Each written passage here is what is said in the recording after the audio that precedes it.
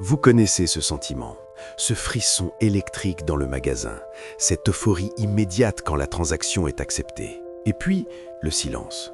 Le retour chez soi avec un sac rempli de choses dont on n'a pas besoin et cette boule au ventre qui remplace le plaisir. On vous dit que vous manquez de volonté, on vous traite de cigale irresponsable.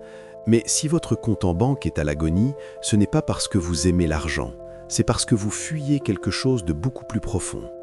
Comme le dit le psychiatre Michel Lejoyeux, dépenser, c'est d'abord la preuve qu'on est capable de se faire du bien. Le problème, ce n'est pas l'achat, c'est ce que l'achat essaie de soigner en vous. Car pour beaucoup, consommer est une réaction de survie face à une détresse morale. C'est la même mécanique que la drogue ou la boulimie. On achète un shoot de bonheur provisoire pour éteindre un incendie intérieur. Mais dès que le produit est déballé, l'incendie repart de plus belle. Regardez vos achats.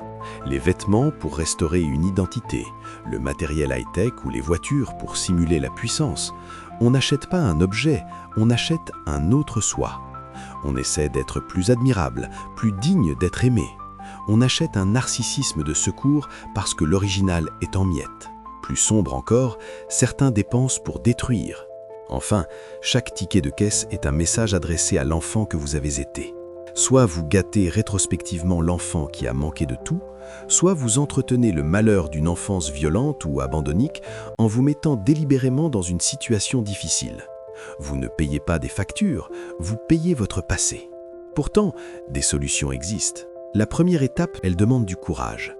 Réapprenez la valeur réelle. Sortez sans carte bancaire.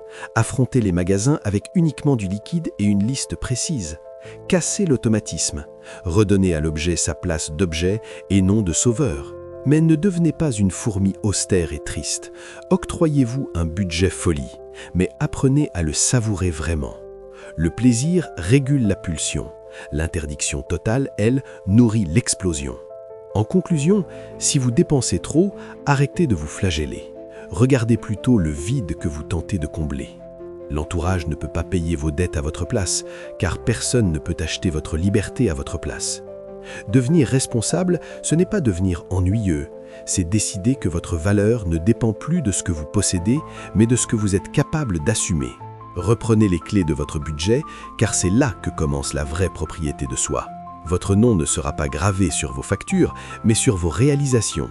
Alors, qu'allez-vous bâtir aujourd'hui ?